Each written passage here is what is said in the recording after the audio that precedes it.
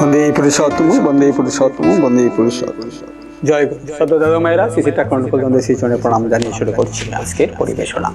শিরোনাম দেখি বুঝতে পারছি না আজকে আমাদের মূল আলোচনার বিষয়বস্তু কি। আমরা আলোচনা আজকের বিষয়বস্তুর নাম দিয়ে কি, কেন অনুকূল ঠাকুর শিষ্যরা গলায় মালা পরে না, কেন অনুকূল ঠাকুর শিষ্যরা গলায় মালা পরে না। সনাতন ধর্মে দীক্ষিত হওয়ার পর গলায় তুলসী, রুদ্রাক্ষ বা চন্দনের মালা ধারণ করা একটি প্রাচীন এবং প্রচলিত প্রথা।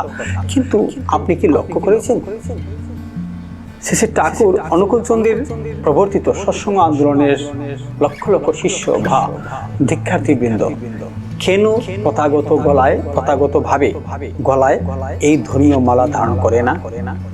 অনেকেই একে নিছক একটি নিয়ম মনে করেন, কিন্তু এর গভীরে লুকিয়ে আছে শ্রী ঠাকুরের অনন্য আধ্যাত্মিক, মনস্তাত্ত্বিক এবং বৈজ্ঞানিক আধুনিক বিজ্ঞানসম্মত দর্শন। আজ আমরা জানবো কেন ঠাকুরের পথে চললে বাহ্যিক আড়ম্বরের চেয়ে অন্তরের পরিবর্তনই বেশি জরুরি। শ্রদ্ধা দাদা মায়ের সাথে থাকুন।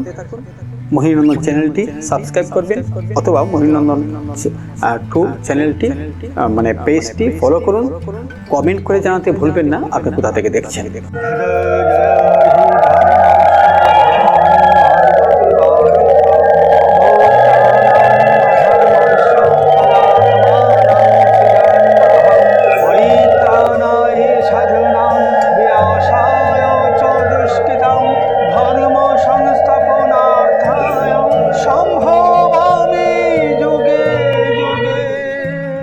দর্শক, আপনাদের আলোচনার স্বার্থে আমাদের ভিডিওটিকে আমরা কয়েকটি ভাগে ভাগ করেছি।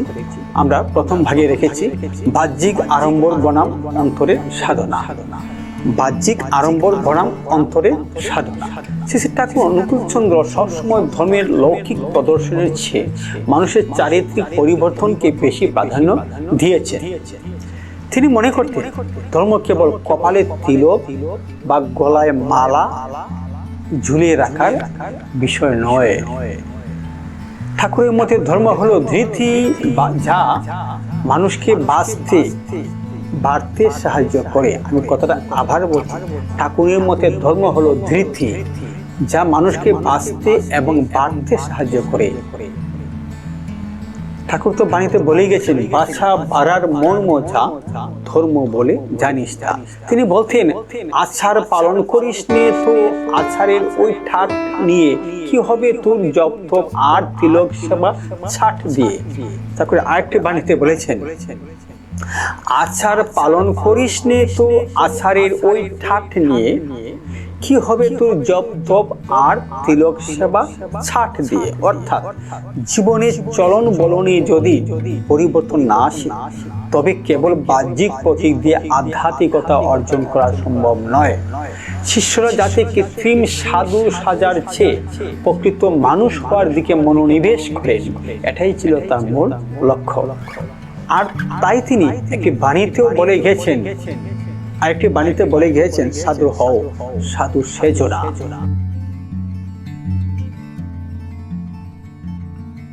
দর্শক, এবার আমরা ভিডিও নাম্বার দ্বিতীয় অংশে আলোচনা করেছি সূক্ষ্ম অহংকার ও গোলামি থেকে মুক্তি।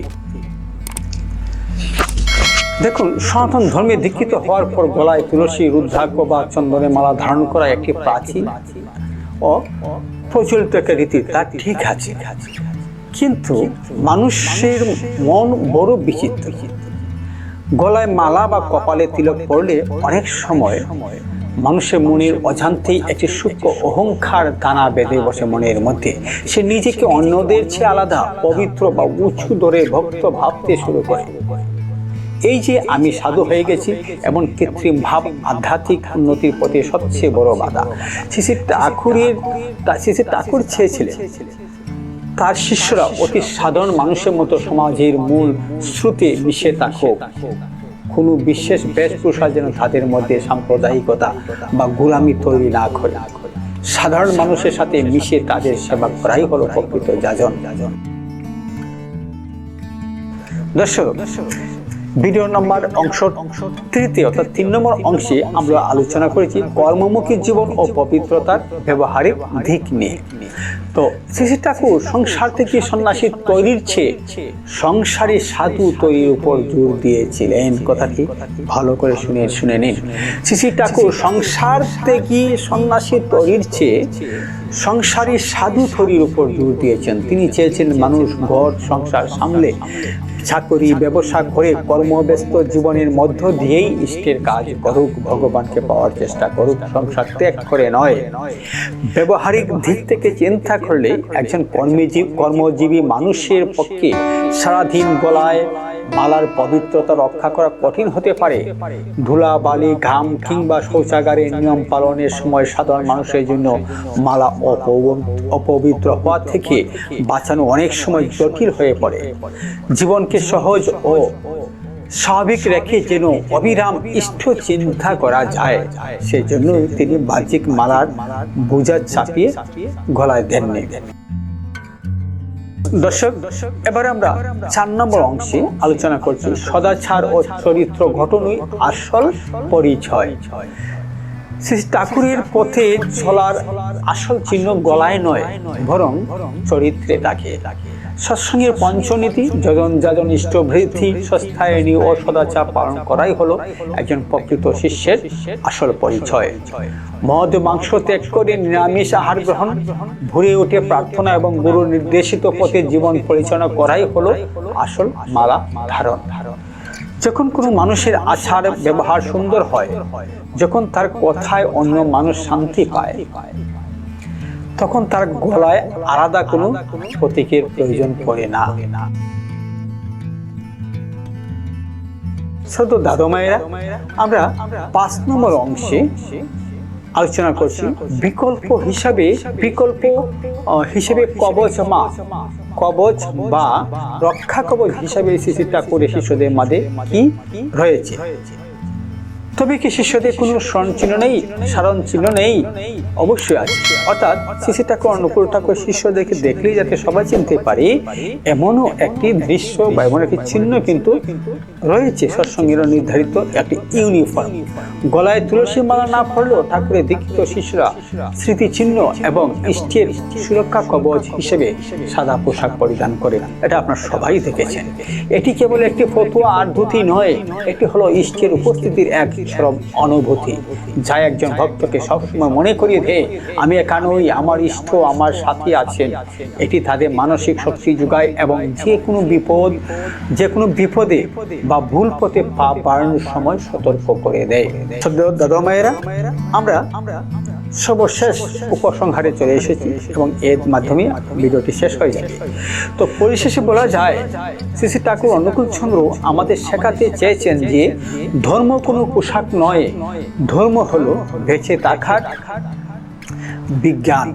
গলায় মালা না থাকা মানেই ভক্তি কম নয়, বরং সেটি হলো নিজেকে আড়াল করে রেখে নীরবে গুরুর কাজ করে যাওয়ার এক বিনম্র প্রয়াস।